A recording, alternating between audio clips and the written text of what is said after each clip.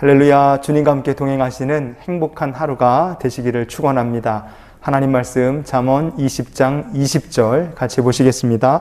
자기의 아비나 어미를 저주하는 자는 그의 등불이 흑암 중에 꺼짐을 당하리라. 아멘. 자기의 아비나 어미를 저주하는 자에 대해서 말씀합니다. 도대체 원수나 적도 아닌데 왜 자기 아비나 어미를 저주하겠습니까? 그 이유가, 저주하는 동기가 무엇이겠어요?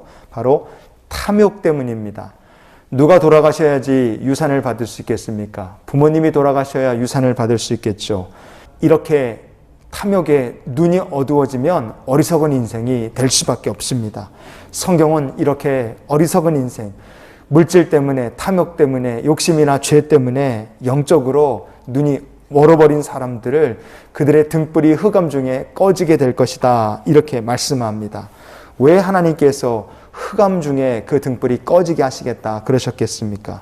이 흑암이라고 번역된 히브리어 본문이 호셰크라는 말입니다. 이 호셰크라는 말은 그냥 흑암이 아니라 하나님께서 내리시는 무서운 심판입니다. 그러면 어떤 이유로 하나님께서 흑암을 내리시겠습니까? 시편 35편 6절 말씀에 보시면요, 그들의 길을 어둡고 미끄럽게 하시며 여호와의 천사가 그들을 뒤쫓게 하소서. 아멘.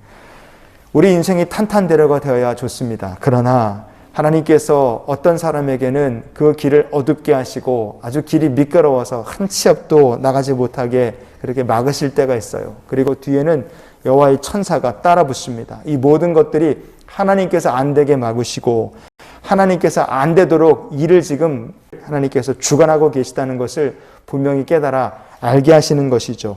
여러분, 여기서도 어둡게 한다는 것이 바로 호세크라는 말입니다. 불의한 인생, 어리석은 인생은 하나님께서 그 인생의 모든 악한 계획과 그리고 모든 수고가 물거품이 되도록 하나님께서 흑암 가운데 막으시는 거예요.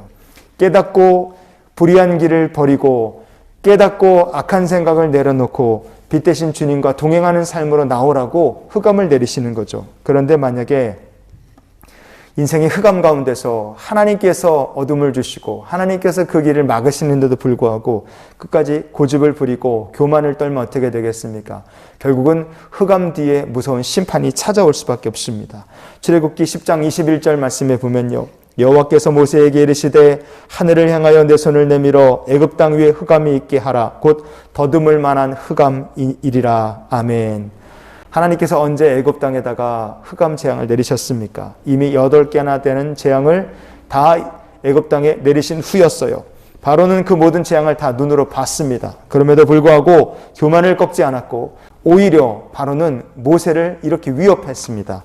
출애굽기 10장 28절을 보시면요, 바로가 모세에게 이르되 너는 나를 떠나가고 스스로 삼가 다시 내 얼굴을 보지 말라. 내가 내 얼굴을 보는 날에는 죽으리라.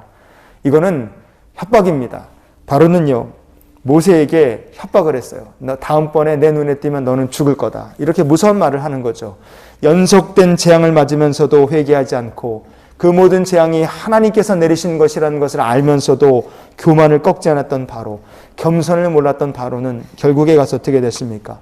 하나님께서 영적으로 소금과 다름없었던 바로의 앞에 흑암재앙을 내리셨고 흑암재앙 앞에서도 그 경고의 재앙을 보면서도 결국 돌이키지 않았던 바로에게는 죽음의 심판이 찾아오게 됩니다. 10번째 심판 때 마침내 바로의 등불이, 그의 등불이 되는 아들이 꺼져버리는 무서운 심판을 그가 만나게 되는 거죠. 성도 여러분, 의인이든 악인이든 인생을 살면서 삶의 흑암이 찾아올 수 있습니다. 그런데 그 흑암은 우리가 주님께로 돌이키라고 내리시는 흑암이죠. 인생의 흑암 중에서는 우리가 괴로워하고 고통당하지만 그러나 중요한 것이 있습니다. 인생의 흑암 중에서 믿음으로 사는 의인, 하나님의 백성은 빛 대신 주님을 더욱더 분명히 찾게 되고 만나게 되고 그 주님을 나의 인생의 등불 삼아서 살게 됩니다. 다윗이 살았던 것처럼 우리가 인생의 흑암의 시대를 이렇게 살았으면 좋겠습니다. 사무엘하 22장 29절 말씀에 보면요, 여호와여 주는 나의 등불이시니 여호와께서 나의 어둠을 밝히시리이다. 아멘. 다윗의 인생에 흑암처럼 어둡고 힘든 시절이 있었으나 그러나 그럴수록 더욱더 다윗은 인생의 등불 되시는 여호와를 의지하여서 하나님 비춰주시는 빛 가운데로 걸어가는 삶을 살았습니다.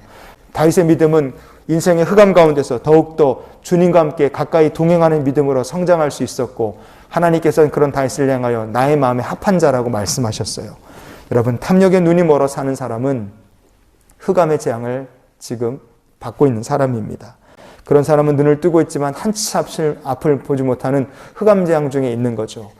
우리 인생에 무엇인가가 안 되고 막히고 하나님께서 우리의 발걸음을 미끄럽게 하신다면 그것은 우리가 지금 잘못된 길로 가고 있는 그 길에서 돌이키라고 하나님께서 우리에게 흑암 재앙을 내리신 것이라 생각하기 원합니다.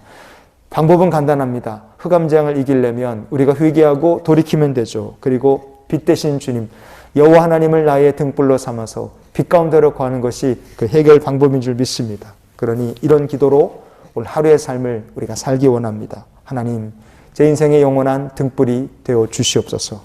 다윗의 고백처럼 여호와 하나님을 나의 인생의 등불로 삼고 진리의 빛 가운데로 주님과 함께 동행하는 복된 삶이 되시기를 예수님 이름으로 축원을 드립니다.